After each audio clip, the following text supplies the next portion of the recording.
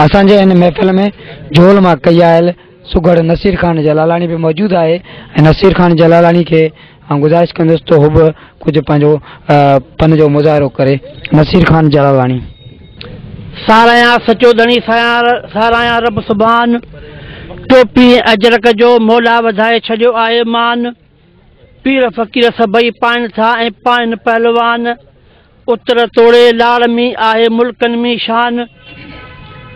TV media वारनि मशहूरु कयो जंहिंजो दुनिया में दास्तान, पीर साईं बि चई छॾियो पायो सभई जवान। चेदो मर ॿुधी तूं कान काई मस्कूदे ते मदार, पर घिड़ी पो घटनि में त कलालन कंधार। रतने जे रूह में आ लालूअ जी लगार, पर गंगले जे ग़रीब खे तो चोटू फिरे चौधार। नछरे निमाणी सां तो ऊंधा करे आचार, पर भुगड़े जे भर में आ गिद्दू गिरफ़्तार। कीमत करे कपड़ा त छतू विकिणे छार, पर मूर जी माड़ी ते धीरू वे धार। वाह ज़माना तुंहिंजूं मस्तियूं, कूड़ महांगो नेकियूं सस्तियूं। अॼु न किथे सचाई मिलंदी, कूड़ जी रुगो कमाई मिलंदी। कावड़ कुरकुर दगाई मिलंदी, भाई प्यारनि लाइ मचाई मिलंदी। नई मन में कंहिंजे सफ़ाई मिलंदी, ॿुॾी वयूं त बि कुर्ब जूं कश्तियूं। वाह ज़माना तुंहिंजूं मस्त। सिंधु असांजी सावक वारी, जंहिंमें आहे दरियादारी। मेवा गुल फुल भाॼियूं ॿूटियूं पोख नितिन में हारी नारी। जिनसूं जाम तरह तरह, कणक बाजरी जव ज्वार। वण मिट तिर ॼांभो आहर चोखा चणा ऐं सरियाई सारी। बागनि मेवात अजीब सूहे जिनजी टारी टारी। लीमा ॾाढ़ू सूप संगतड़ी ड्रा खजूर मिठी मुचारी। ताज़ा तूत अंब अंजीर जिनजी बागनि में जिनसारी। सुरहा गुल फुल सुहिणा गुल फुल जिनजी हवा पिणु ख़ुशबू वारी। मोतो किरनू तकमू गोंटियो, वाह गुलाबी चंबेली चौधारी। वाह स्वादुण भाॼी हर हिक खाइण जिनजे मज़ेदारी। गजरूं मूरियूं गोभी हुरबो ॿी अथई पालक प्यारे। वाह असांजी सिंध सवारी।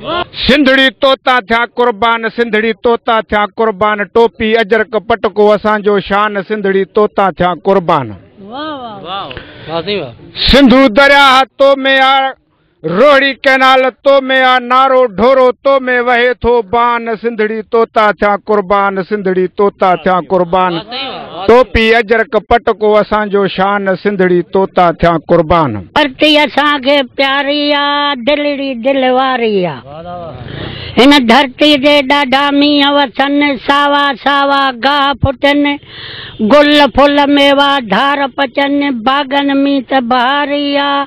गुलनि लाइ गुलज़ारी आ, हीअ धरती असांखे प्यारी आ।